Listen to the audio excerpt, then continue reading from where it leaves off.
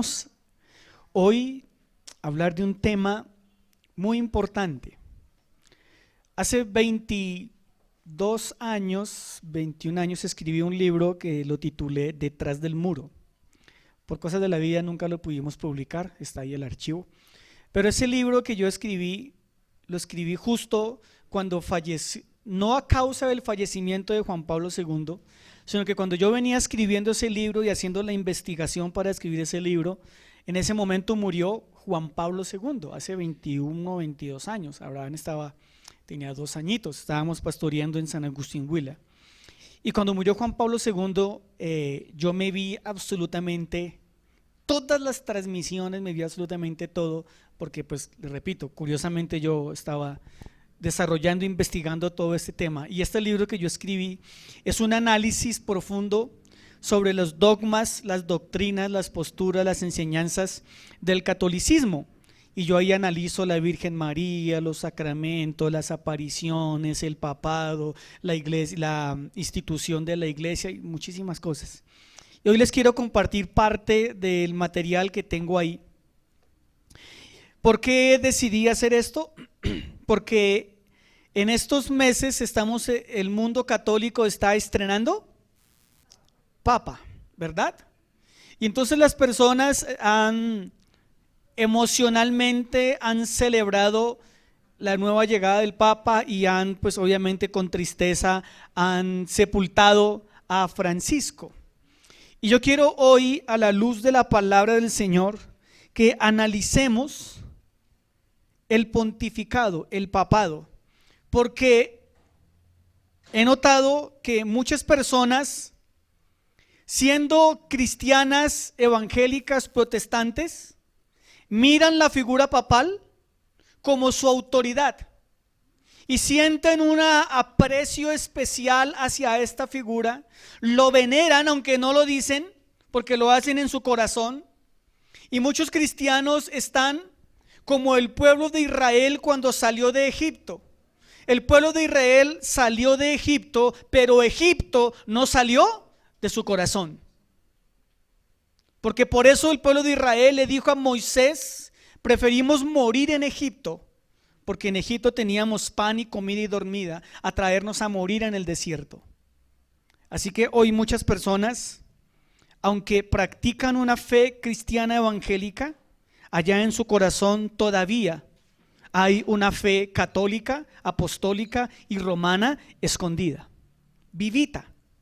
Mi invitación en esta mañana es para que nosotros hoy, los que no lo han hecho, renuncien al espíritu del romanismo. ¿Estamos de acuerdo? No es mi intención ofender al hermano católico, no es mi intención hablar mal de nadie, no es mi intención herir sentimientos bajo ninguna circunstancia.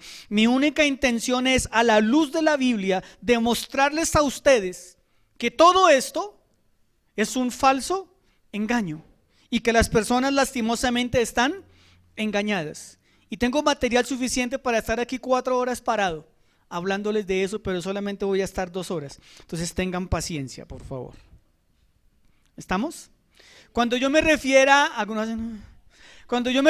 católico, me voy a referir a la iglesia católica, apostólica y romana. Porque nosotros somos una iglesia católica y apostólica, mas no romana. ¿Por qué? Porque nosotros creemos en el credo de los apóstoles. ¿Ustedes creen lo que los apóstoles predicaron?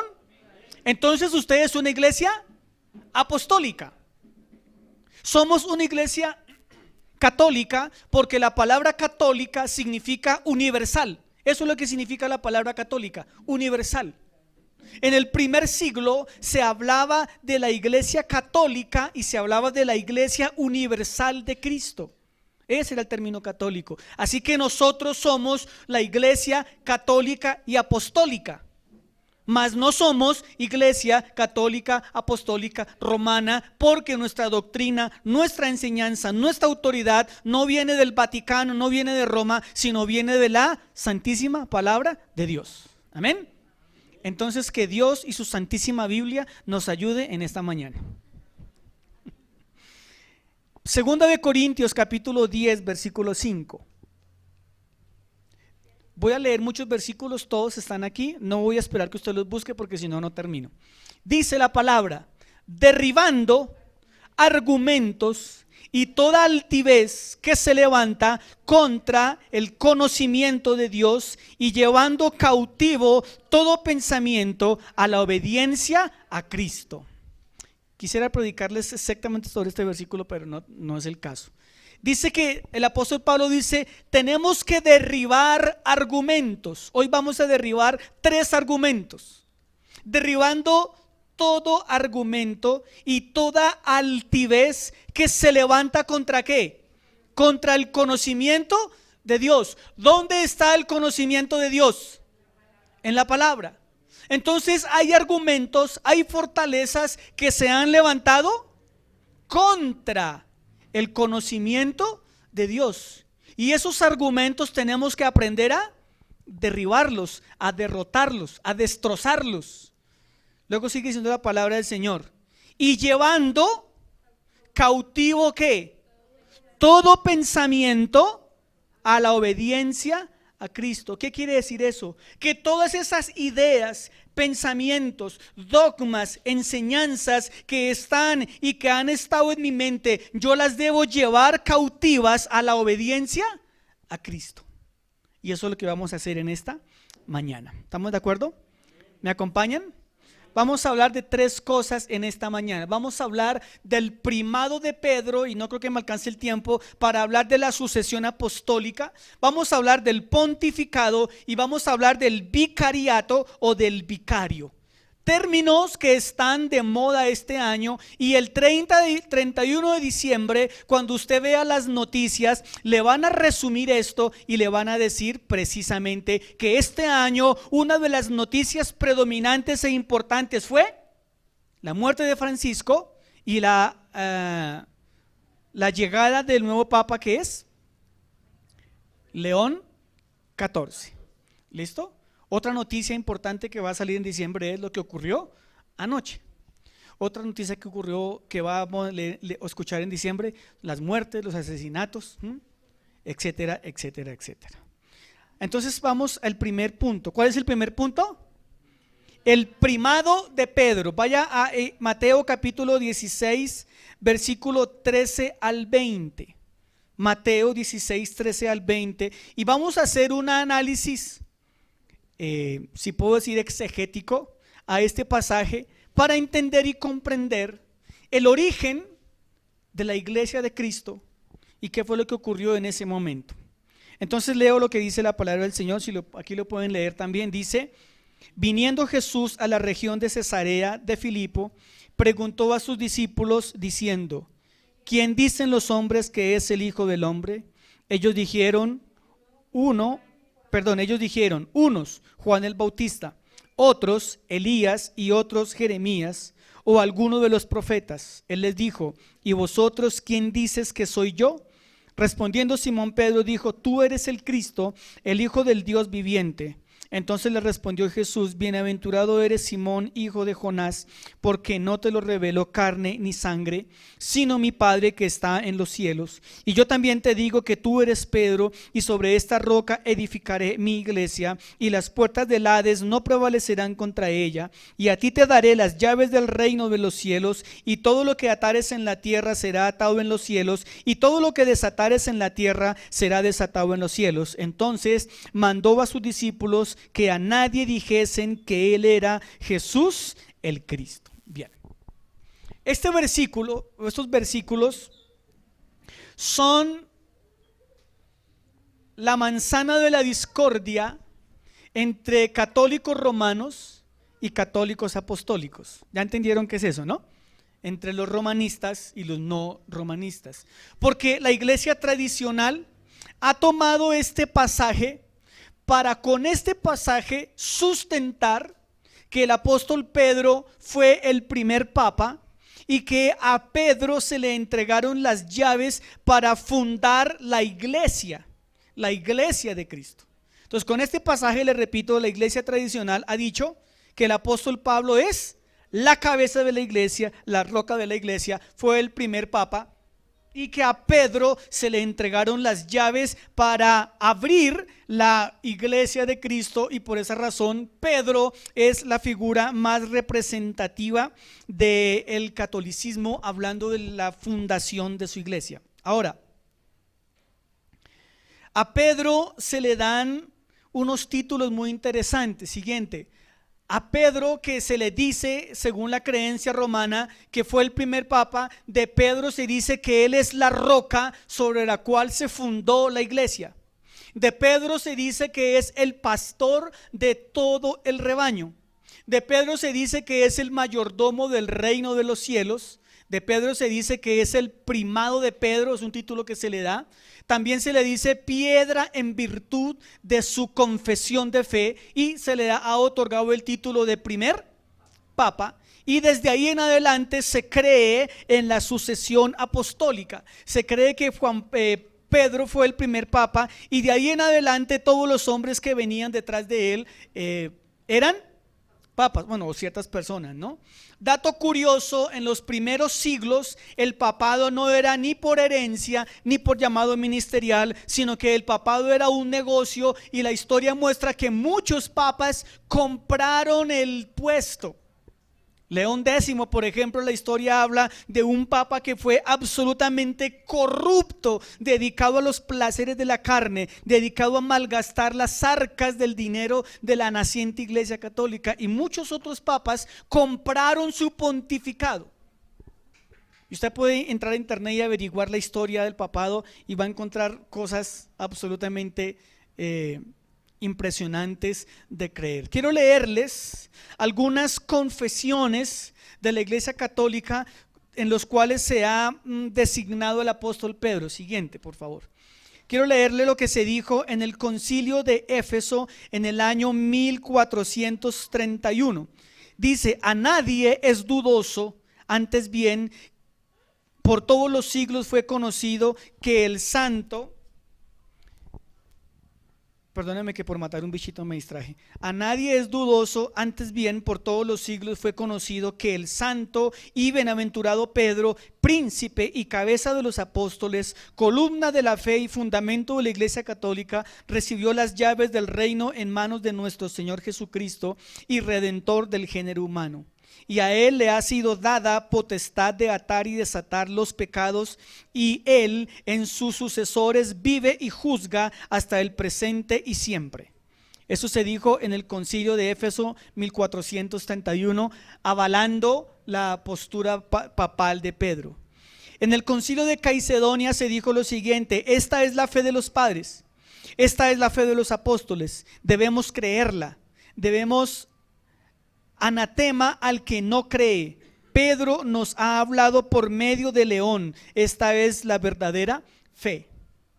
En ese mismo concilio de Calcedonia se dijo otra cosa: porque el santísimo y bienaventurado León, arzobispo de la gran y antigua Roma, a través de nosotros y a través del presente sacrosanto sínodo, junto con el 3 veces bienaventurado y glorioso Pedro, el apóstol que es la roca fundacional de la iglesia católica y fundación de la ortodoxa. Así que aquí encontramos cómo a lo largo de la historia se ha designado al apóstol Pedro como el primer papa. Ahora quiero que miremos la interpretación bíblica. Miremos el pasaje bíblico que analizamos y que leímos en cuestión, el cual vamos a mirar si es cierto o no es cierto, qué es lo que realmente nos quiere decir este pasaje con relación si es verdad que Pedro es el primer papa y que sobre Pedro se fundó la iglesia, y el tema de las llaves y atar y desatar. ¿Están listos? Entonces, Mateo capítulo 16 versículos 18 y 19. Ya lo leímos. Entonces, voy a darles el contexto geográfico para que usted lo entienda. Mírenme a mí mientras les explico. Ya les voy a explicar lo que tengo ahí en la pantalla para que no se enreden. La Biblia relata que Jesús llegó con sus discípulos ¿a dónde? Mírenme a mí. ¿A dónde? A Cesarea de Filipo. Ojo que es importante esos datos, hermano. Jesús va con sus discípulos ¿a dónde? Cesarea de Filipo. ¿Qué era Cesarea de Filipo? Una zona, como decir la zona de Engativá o la zona de Kennedy o la localidad. Entonces Cesarea era una localidad, pero esta localidad tenía dos particularidades, que era una zona rocosa. Era una zona o es una zona donde hay unas montañas de roca impresionantemente grandes. Y lo segundo, para el primer siglo, en Cesarea de Filipo, esas ciudades que eran, creo que eran 7 o 10, no recuerdo, esas ciudades estaban asentadas en esa zona, y para los judíos, escuche bien esto, para los judíos esas ciudades paganas e idólatras y llenas de pecado le tenían el apodo de las puertas del Hades, las puertas del infierno. Ese es el contexto geográfico, histórico de qué era lo que estaba ocurriendo. Entonces les repito, Jesús le dice a sus discípulos: muchachos, los invito a tomar capuchino, y se los lleva ¿a dónde? Cesarea de Filipo era una región montañosa, rocosa, de rocas muy grandes. Los que han ido a Choachí, para que me entiendan, más o menos debe ser algo así. ¿Señor? Sí, ¿listo? Ahora, ¿qué practicaban las ciudades de Cesarea de Filipo? ¿Qué practicaban? Idolatría, y vivían en pecado. ¿Cómo eran llamadas esas ciudades por el mundo judío? Las puertas del Hades. ¿Me están prestando atención? ¿Cómo se llamaban esas ciudades? ¿Cómo las llamaban los judíos? Las puertas del Hades. Ahora usted va entendiendo lo que relata el apóstol, el evangelista Mateo.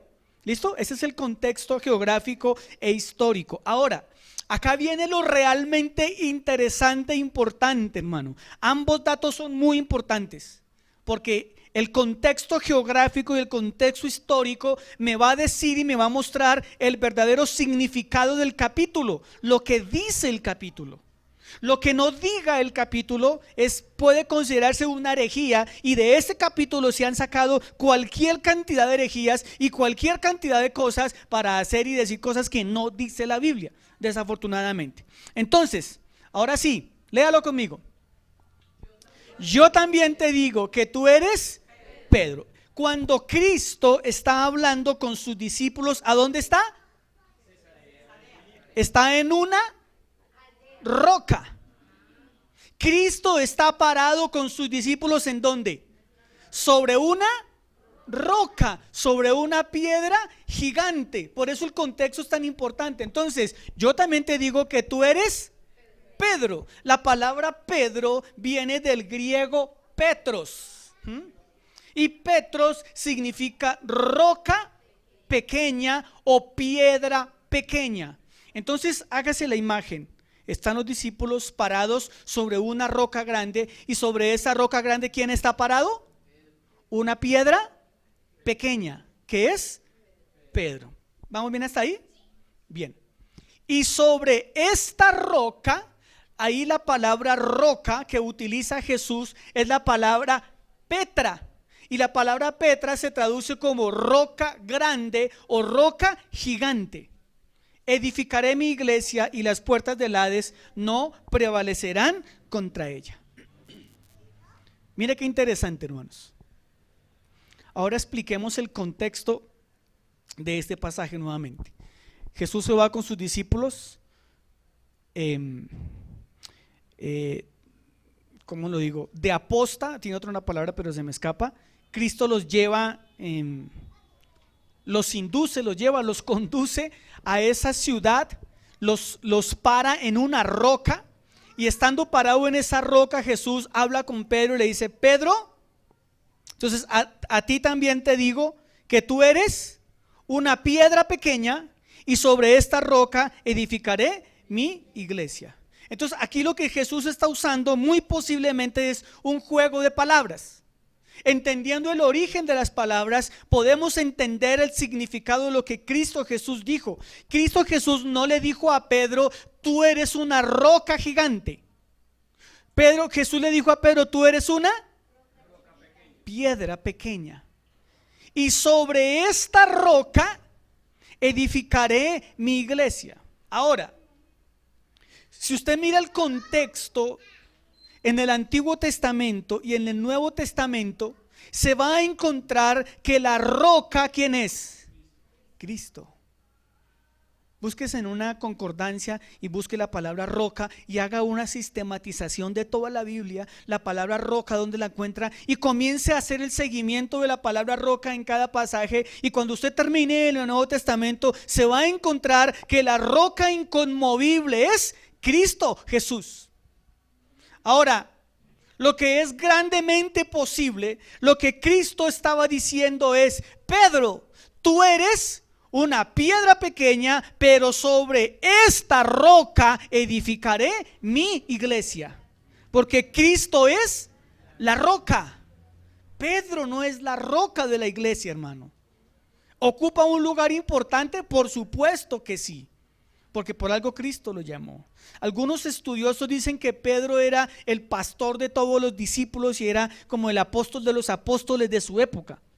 Imagínense la importancia que tenía el apóstol Pedro. Ahora, viene otro concepto, viene otra posible interpretación. ¿La quieren conocer? ¿No? Los que no dicen amén, Dios los bendiga. Bueno, ¿dónde estaban? ¿Cómo se llamaba? Filipo de Cesarea, ¿listo? ¿Qué características tenía esas ciudades? ¿Y qué más? Montañosas, ¿qué más? Idólatras. ¿Cuál era el título que recibían esas ciudades? Las puertas del Hades. Ahora, recuerde que Jesús le dijo a Pedro, le dijo, y las puertas del Hades no prevalecerán contra la iglesia. Mire eso tan bonito. La otra posible interpretación, y yo creo en ambas son ciertas, es como una moneda, tiene cara y tiene sello, ¿cierto? Y la una no está en contra de la otra. Entonces Jesús le dice a Pedro: Petros, sobre esta roca, ya está mencionando ¿a quién? A Cesarea de Filipo. Sobre esta roca edificaré mi iglesia, y las puertas del Hades, que son las 7 o 10 ciudades que usted está viendo, no prevalecerán contra ella. Ahora, curiosamente la historia dice que en Cesarea de Filipos fue donde se abrió la primer iglesia cristiana, dándole cumplimiento a la profecía de Cristo. Allá fue donde por primera vez se predicó el evangelio a los no judíos, a los gentiles. Así que en este corto pasaje podemos ir encontrando el verdadero origen de la iglesia. ¿Quién es él? ¿Sobre quién está fundada la iglesia? Sobre Cristo. ¿Quién es la roca de la iglesia? Cristo. Amén. Dígale a su vecino: hermano, Cristo es la roca de la iglesia. Dígale: hermano, Cristo es la roca de la iglesia. ¿Usted está convencido de eso? Bueno, versículo 19. Versículo 19. ¿Lo tiene? ¿Qué dice? Y a ti te daré las llaves del reino de los cielos. ¿Alguno se ha rascado la cabeza con esa lectura? ¿Qué significa eso? ¿Cómo así que Dios le entregó a Pedro las llaves del reino de los cielos? Y de ahí surgen las ideas heréticas, no eróticas sino heréticas, de que cuando una persona se muere, llega al cielo y Pedro tiene un manojo de llaves y le abre. No, eso es una invención humana que no tiene sentido, pero esa invención humana está basada en una mala interpretación de la Biblia. Entonces voy a leerles lo que dice la escritura. Mateo 16, 19 tiene un trasfondo significativo dentro del contexto judío y rabínico del primer siglo. En la tradición rabínica, las llaves simbolizaban autoridad y acceso, especialmente en relación con la enseñanza y la interpretación de la ley. Los rabinos eran vistos como guardianes del conocimiento y tenían la responsabilidad de abrir o cerrar el acceso a la comprensión de la Torá. Cuando Cristo le dice al apóstol Pedro, está utilizando un lenguaje que había sido familiar para su audiencia. En el judaísmo del primer siglo, los líderes religiosos tenían la autoridad para declarar qué estaba permitido y qué estaba prohibido según la ley. Jesús, al otorgar las llaves a Pedro, le está dando un papel fundamental de la expansión del reino de Dios, especialmente en la proclamación del evangelio tanto a judíos como a gentiles. Pedro ejerce esta autoridad en eventos clave como en el discurso de Pentecostés, Hechos capítulo 2, y la apertura del evangelio a los gentiles en la casa de Cornelio, Hechos capítulo 10. En este sentido, las llaves representan la autoridad para proclamar el mensaje del reino y permitir el acceso a la salvación a través de Cristo.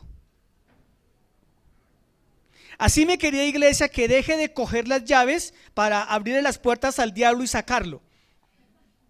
Porque el contexto no está diciendo que tengo unas llaves por ahí escondidas y le voy a abrir la puerta al diablo y lo voy a sacar de mi casa. En el contexto no aparece eso. Si en el contexto no aparece eso, eso puede ser una creencia herética.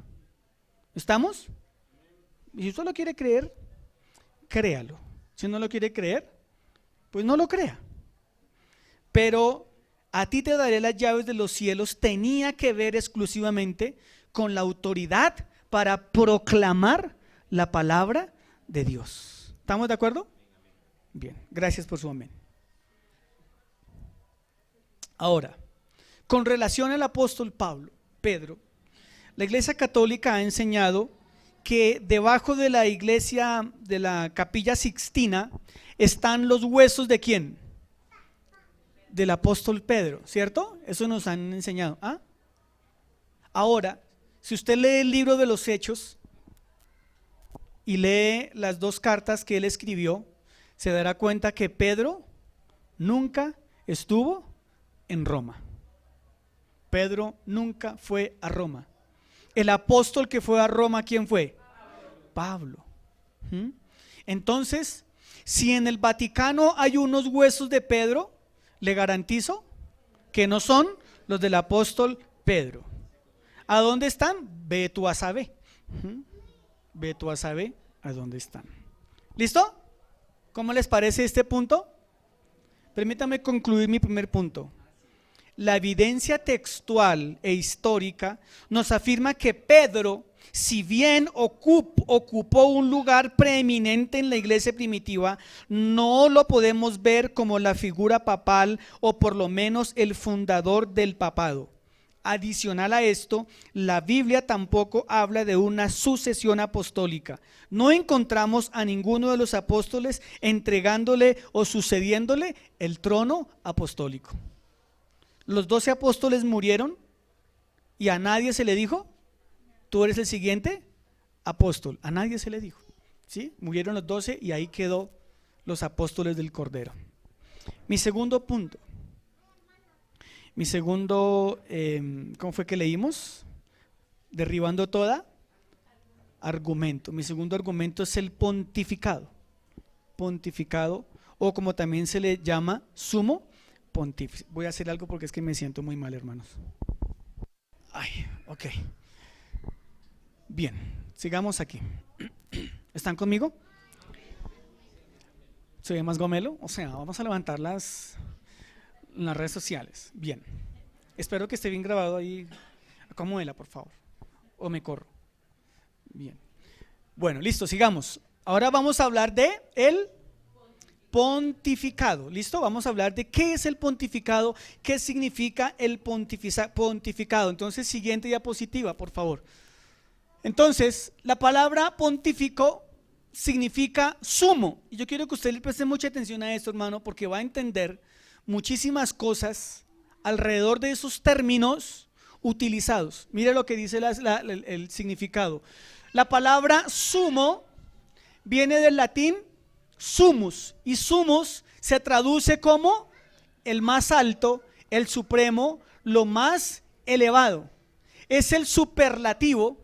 O sea, el superlativo es lo más grande de lo más grande, es la exageración, para que usted me entienda. Entonces, sumo es el superlativo de otra palabra griega que es superior y se usaba para designar aquello que no tiene nada por encima, lo más excelso o lo más elevado en su categoría. Entonces, cuando nosotros decimos que un hombre es el sumo, estamos diciendo que él está por encima de todo, que él es lo más alto de todo y que después de él no hay nada. Entonces, por encima de él ni siquiera está Cristo, porque él está por encima de todo. Eso es lo que significa la palabra sumo. Ahora miremos la palabra pontífice. Miremos la palabra pontífice. La palabra pontífice viene del latín pontifex. Y esta palabra se compone de dos raíces, una que es pons y otra que es facere. La palabra pons o pantis significa puente y la palabra facere significa hacer. Así que la palabra pontífice significa literalmente una persona que hace puentes. Eso es lo que significa pontífice, una persona que hace puentes. Ahora, hacedor de puentes. Esta etimología ha sido interpretada simbólicamente como aquel que construye un puente entre lo humano y lo divino. Una imagen poderosa si pensamos en el rol espiritual del pontífice como mediador entre Dios y los hombres.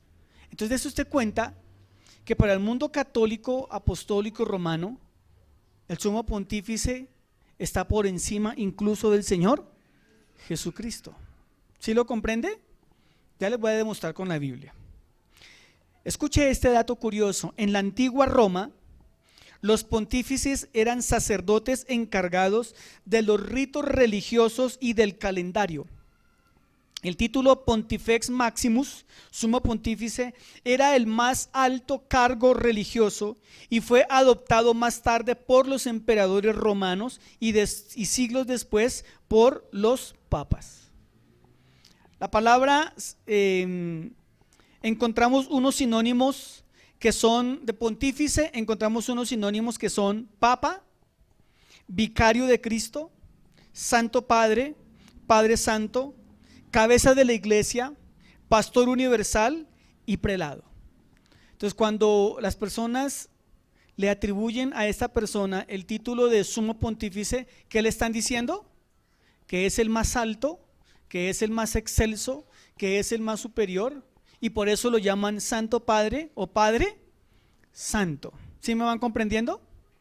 ¿Estamos? ¿Está muy enredada la cosa? Está fácil, ¿sí o no? Bien. Ahora, ¿qué dice la Biblia? Vamos a la Biblia. ¿Qué dice la Biblia de la palabra sumo?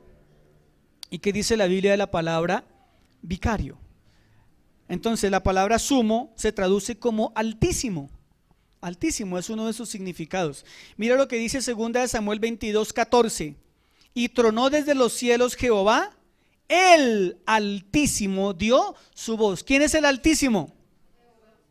Salmo 9:2, ¿están ahí? Sí, Salmo 9:2, léalo conmigo. Me alegraré y me regocijaré en ti, cantaré a tu nombre, oh Altísimo.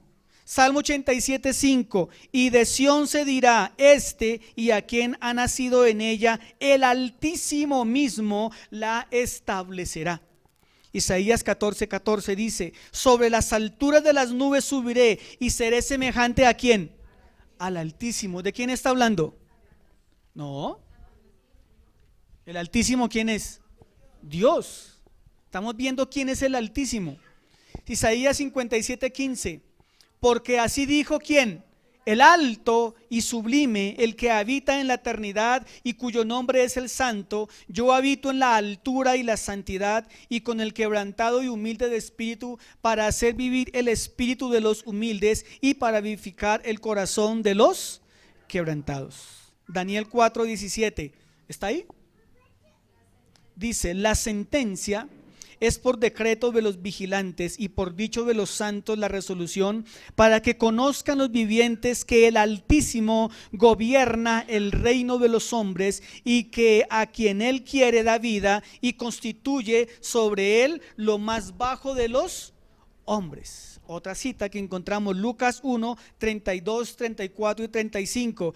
Este será grande y será llamado Hijo del Altísimo. El Señor Dios le dará el trono de David su padre. Reinará sobre la casa de Jacob para siempre y su reino no tendrá fin. Entonces María preguntó al ángel: ¿cómo será esto? Pues no conozco varón. Respondiendo el ángel le dijo: el Espíritu Santo vendrá sobre ti y el poder del Altísimo te cubrirá con su sombra, por lo cual el santo ser que va a nacer será llamado Hijo de Dios. Lucas 6:35, Salmo 18:3, Salmo 83:18 también nos dejan ver que solamente hay un Altísimo. ¿Quién es? Dios y Jesús. Amén. Nuestro sumo, ¿quién es? Cristo y Dios Padre. Él es nuestro sumo sacerdote, nuestro Altísimo. ¿Estamos bien hasta ahí? Ahora hablemos de la palabra pontífice en la Biblia. ¿Qué dirá la Biblia acerca de la palabra pontífice? Recuerde que pontífice significa, dentro de varias cosas, Santo Padre, Padre Santo o cabeza. ¿Sí? Pontífice significa hacedor de puentes también. Entonces vamos a leer la Biblia. ¿Qué dice con relación al significado de esta palabra? Dice Mateo 28, 23, 9: y no llamaréis Padre vuestro a nadie en la tierra, porque uno es vuestro Padre, el que está en... ¿Quién es el Padre Santo? El que está ¿dónde? En los cielos. Segunda de Corintios 16, 18: y seré para vosotros por Padre, y vosotros me seréis hijos e hijas, dice el Señor Todopoderoso. Mateo 5, 48 dice: sed pues vosotros perfectos, como vuestro Padre que está en los cielos es perfecto. Mateo 6, 6: mas tú, cuando ores, entra a tu aposento y cerrada la puerta, ora a tu Padre que está en lo secreto, y tu Padre que está en lo secreto te recompensará en público.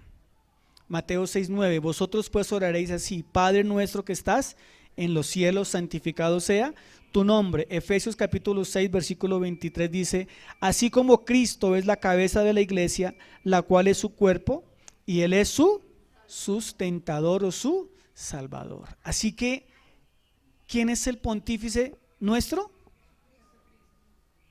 Cristo y el Padre celestial. ¿Listo?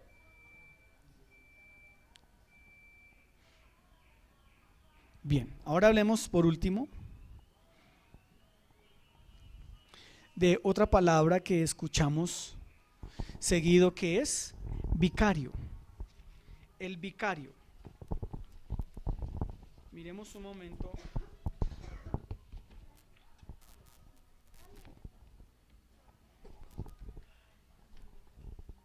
Oh my God, ¿y el vicario qué se hizo?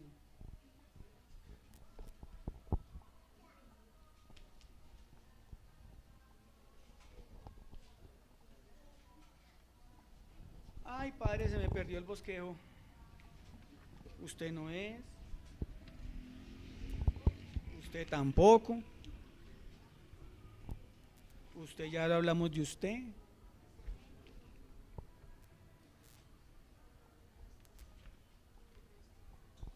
Ah, ya.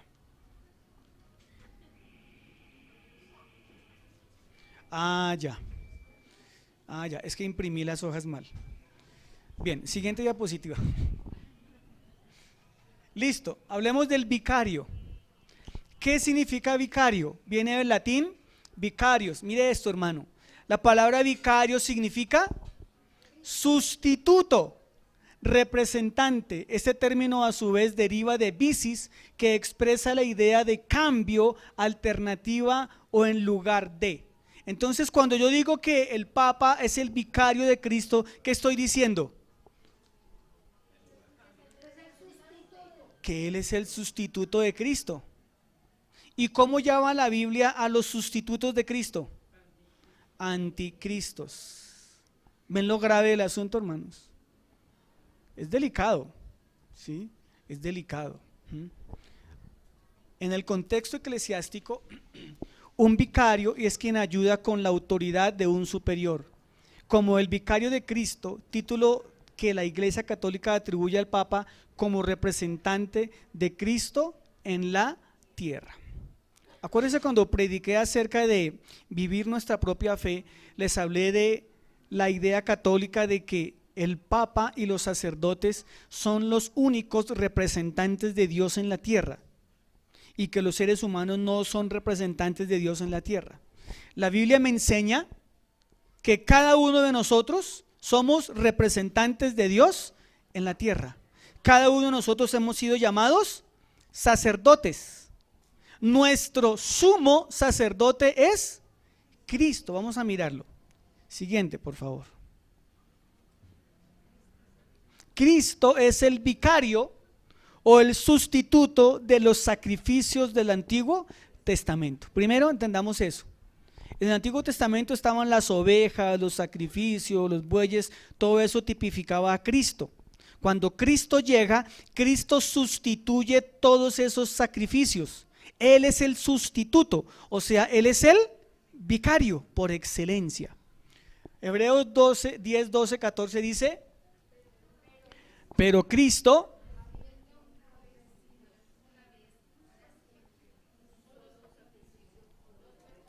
se ha sentado a la diestra de Dios porque con una sola ofrenda hizo perfectos para siempre a los santificados. Entonces, aquí en este pasaje encontramos que Cristo es quien sustituyó los sacrificios del Antiguo Testamento.